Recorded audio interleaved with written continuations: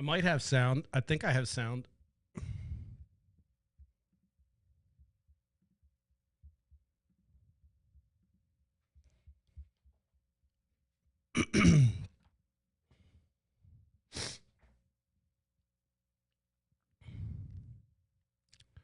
So I'm doing a sound check. You're listening to Smashing the Party. This is your host, Nate Baumberger. Oh, hold on a second. Where's my sound? Hold on. That's not. We gotta go to this. All right. Hopefully you can hear me. I know you couldn't hear me when I said my placard. Listen, it's been a while since I've been live.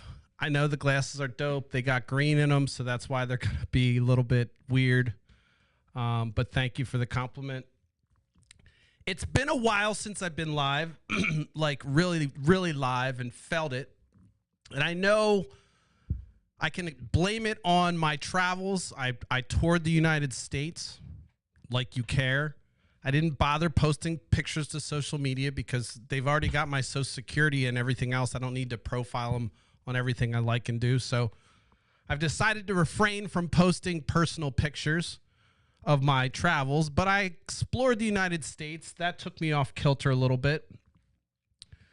But there's something else that's going on right now that's kind of taken the fire, if you will. Let me just double check my sound. There it is. The sound's there. What it is it's not a bad thing, but the normal rage that fuels me when I look at the political scene. However, when I look at the result of capitalism, I can see the flaws. I walk past the homeless. Of course, I'm still not happy with the way the system works.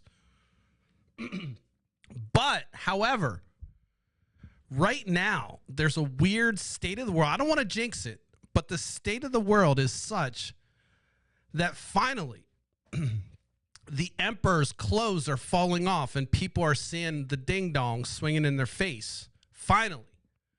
And I've been talking, if you watch this show, I've been talking about the emperor has no clothes, living in a fable, and how that feels, living in a fable, when you're the person saying, look, there's no clothes, there's nothing there. And I believe it's starting to finally settle in. And the reason I'm feeling like a little bit kind of off kilter is because the normal fuel and rage of seeing the emperor walk around with no clothes on, putting his ding dong in everyone's face, and then Republicans sticking their head up his ass was a lot of the rage that I was kind of fueling.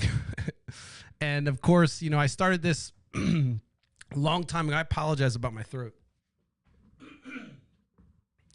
I started this a long time ago with the premise of talking about my problem with the parties in general.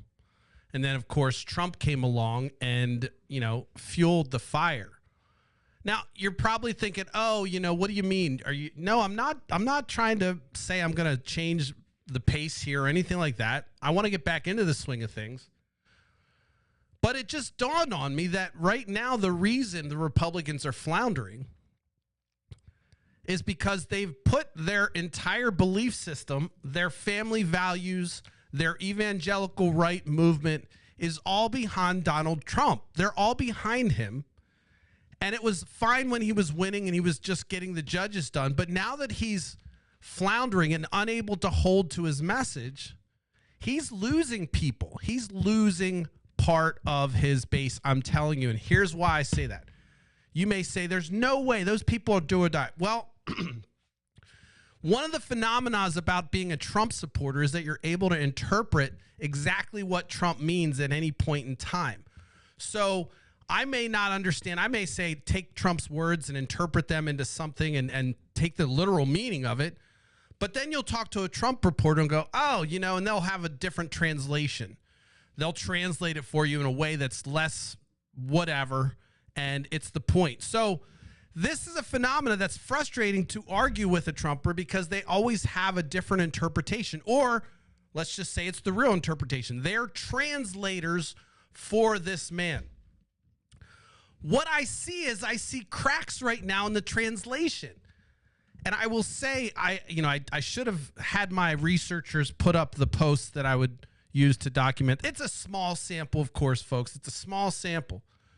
But the post that I'm talking about, a stalwart Trump supporter floundered on the interpretation, the translation layer, folks. If you're in engineering and you're into compilers and everything else, the literally translation, the transformation of data was lost on this person. They were no longer able to perform their normal Trump translation duties. And what came out was an excuse for, instead of saying, hey, you misinterpreted that, their counter was, well, he flaps a lot. So you're probably thinking, Nate, no big deal. Whatever, dude. You're making a big deal about a couple different samples you might have of the phenomena that you know what I'm talking about. It's the Trump translation layer. You can go to Twitter. Mark Cuban talks about it. And I'm not pulling it from his little foible that he recently had, I promise. But when I was doing research for this, I came across Mark Cuban's tweet, and he has he literally calls out this exact statement. And I was like, all right, bro, I've been saying that. But, there's an interpretation layer that always comes out whenever Donald Trump says something that's been a veneer of protection, if you will. It's been somewhat of a, okay, I thought he meant this. Well, Trump interpreters in mass come and tell you, well, that's not what he meant. You need to do some research. And blah, blah, blah, blah. So you go do some research, clickety, clickety, click. And you find out that you were right, and they're just gaslighting you, and somehow they have a meme that distorted something, or he said this thing in a different location. And here's why I'm saying there's cracks in it, and why it's putting me off kilter. My fuel isn't there, because I'm saying, wow, Teflon Don is crumbling, if you will.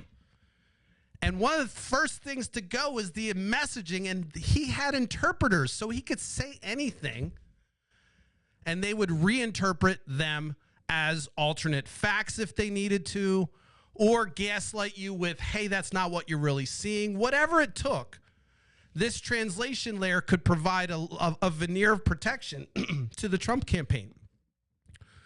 Well, if that breaks down and they're no longer able to interpret what he's saying in a good light, and they're conceding the interpretation that I'm taking out, or somebody, a counterpoint's taking out, is valid, that's a whole new, what do you call it?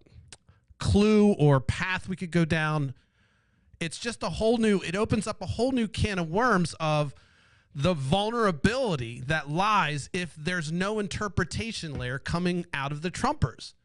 And so I see this, I always talk about, I'm not going to talk about the weave like Donald Trump. I had posted on my social media. He talks about the weave. I was like, dude, that's kind of what I do on my podcast, motherfucker. I take little bits and just joking. But the truth is, like, you see this kind of whole, I'm seeing the emperor, his ding dongs in my face, but he has clothes on. I don't care. And his butt's in my face, but I'm going to act like it's not. And then for them to slowly go, wait, something starts to smell. Maybe there is nothing there protecting me.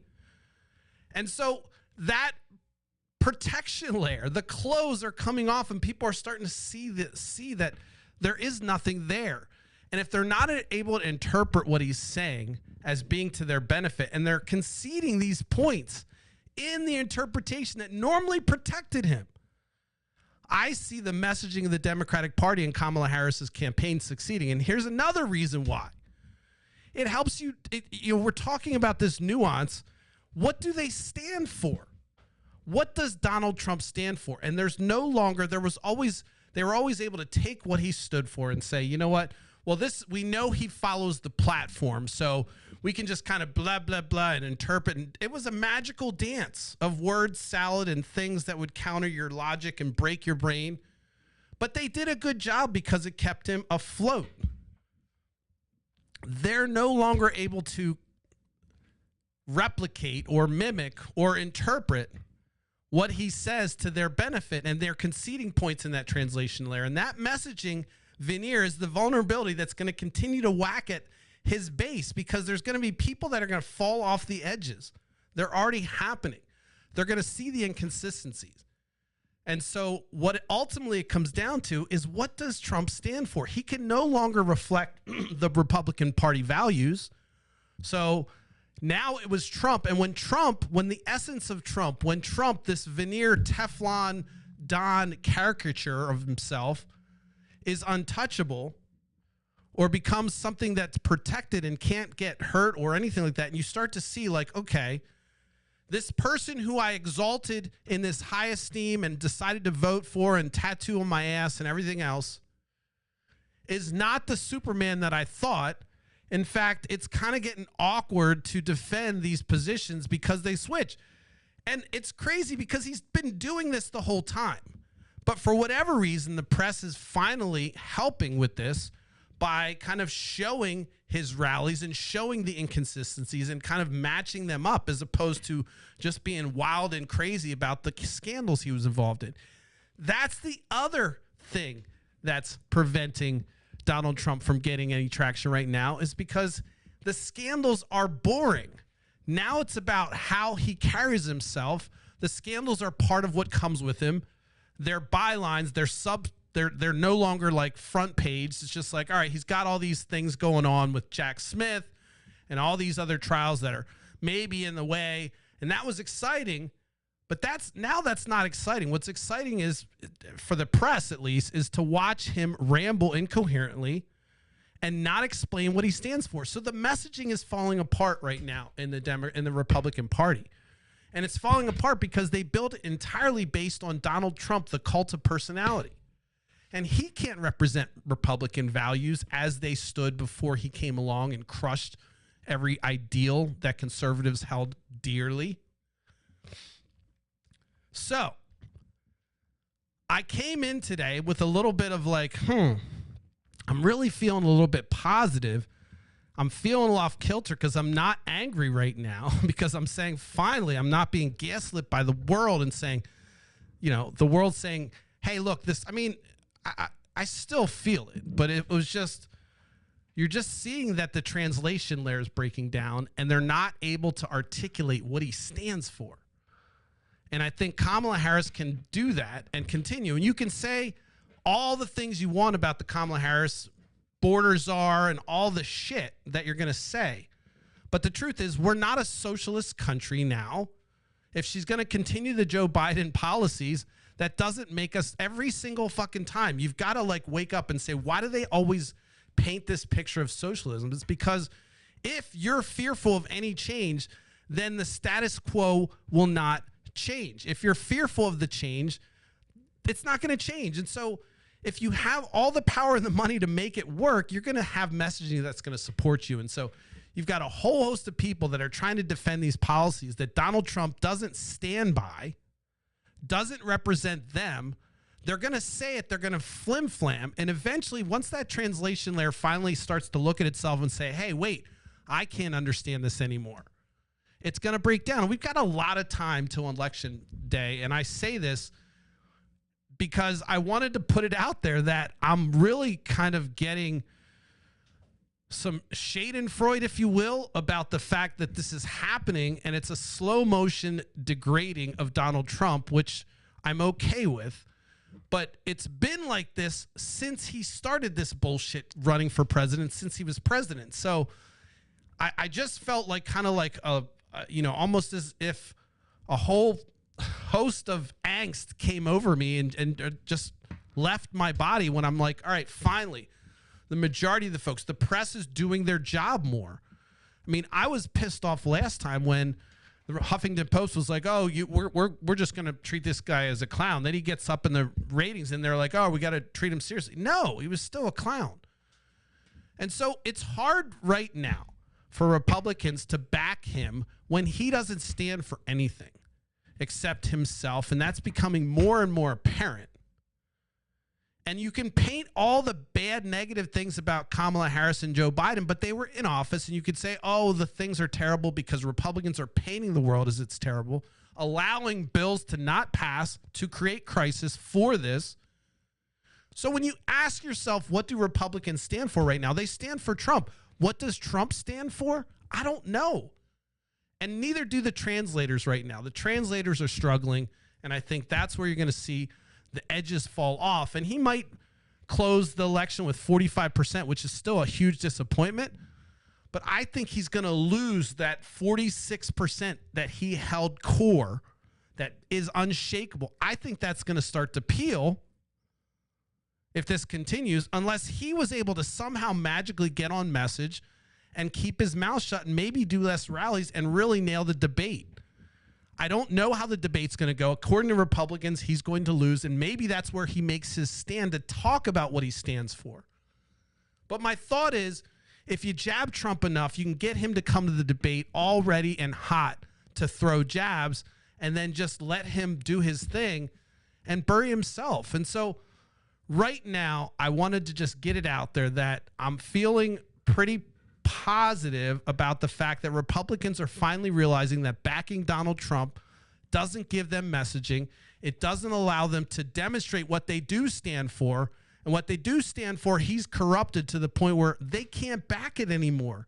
And so you see these Republicans, high-level Republicans, 40% of Trump's former cabinet will not support him for the next president. 40%. I don't know what the other 60%, maybe they're just thinking, hey, I got to hedge my bets. But now that the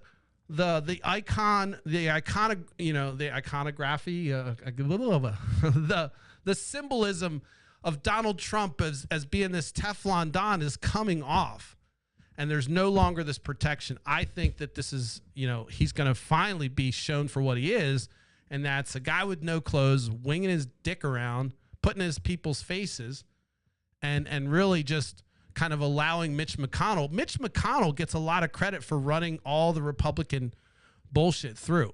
Donald Trump just ran scandal, kind of distraction, reconnaissance, or whatever you want to call it. Like he was the distraction from the real play. But anyway, so I titled this, what do they stand for? Because it's hard to define that. The translators aren't doing it well. Donald Trump's off message. Kamala Harris, the only message Republicans have successfully tried to put together cohesively is that you have to hate Joe Biden, you have to hate Kamala Harris and Tim Walsh because they're hard lefties. It doesn't make sense when you look at the actual facts. So they have a Republican/Democratic Congress. They've had multiple Congresses with Republicans being the majority during their administration. And so if there's a right-wing movement happening or a left-wing movement happening, you would want to look to the Congress to see where that's coming from. That's the whole point of Congress. It's supposed to reflect the zeitgeist of the time. However, gerrymandering and everything else has fucked that up. So it doesn't even pan out the hate that they're creating. So rather than talk about what they stand for, they're continuing to come up with reasons why you should hate Joe Biden and Kamala Harris. And I don't think that's going to land. And I think that the translators are struggling. And I think that for that reason, I'm kind of coasting. I'm excited about it, but I'm also like, is it finally really, this is going to be over? Like, we can call him what he is, and finally, like, the world will just kind of just dump this guy. And again, I want no ill will to happen to Donald Trump. But as far as on the ticket, we want him out of here. We got to get him off the ticket and all that stuff. So that's all I got. Hopefully you enjoyed it. I'll be back tomorrow. I took off yesterday. It's Labor Day. I had to take off. I'm excited to actually talk about policy. I've been online. I know I'm a bit of a bully with people that don't share the ideals that I have. I realize that. I've come to terms with it, but I'm trying to do better. I promise. I'm trying to do better. I don't want to be a bully, and I don't want to just beat people up. But there is a problem right now with the internet where everyone's in the same pool.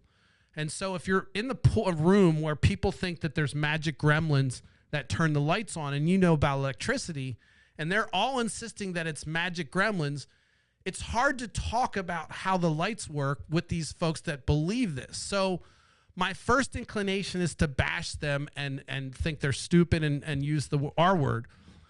And I know that's not been successful, and that's definitely not how, as I learned the 4 arguments for success, I know that's not using impeccable speech, if you will.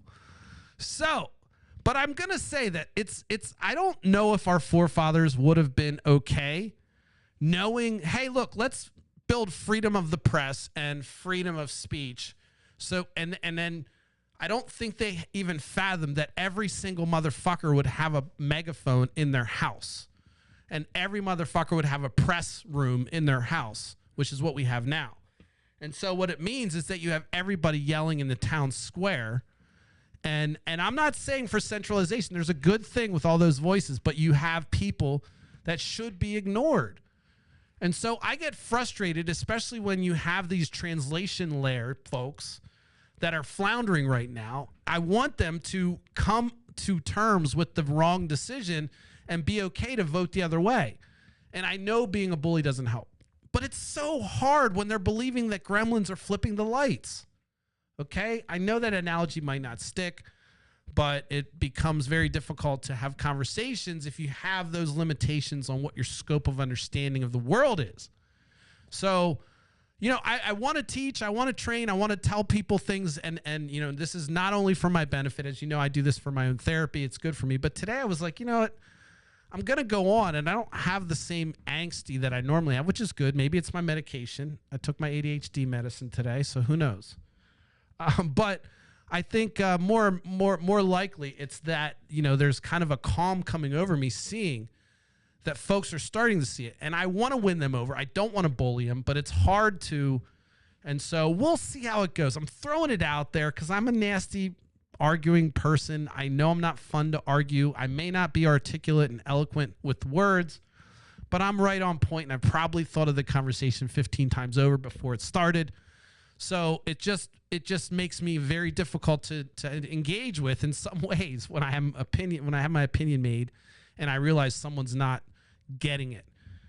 Does that make me difficult to work with for those folks? Look, no, I'm talking about when you're talking, you know, it almost be like talking different domains and trying to understand what's happening in this domain versus this domain. And the person doesn't have any clue about it. And so you have to first educate them and get them to understand what the new domain is to talk about it. I don't know, folks. That's what I got today. That's what I'm thinking. And, you know, it's a loud place on the internet, whether you're on TikTok, Twitter, Rumble, all that shit. It's all loud. And it's hard to figure out what people stand for. It's hard to figure out what Donald Trump stands for when his translation layer is breaking down.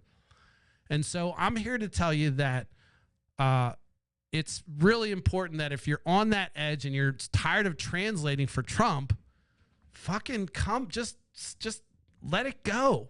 Rebuild. I am a huge proponent, big fan of a good, strong, intelligent Republican Party. Bill Buckley, bring that guy back, man. I mean, there's some stalwarts in that party that I remember watching Bill Buckley, and he was one of the first people that I remember sitting there watching with my dad and thinking, man, that guy's the smartest person I ever heard, ever.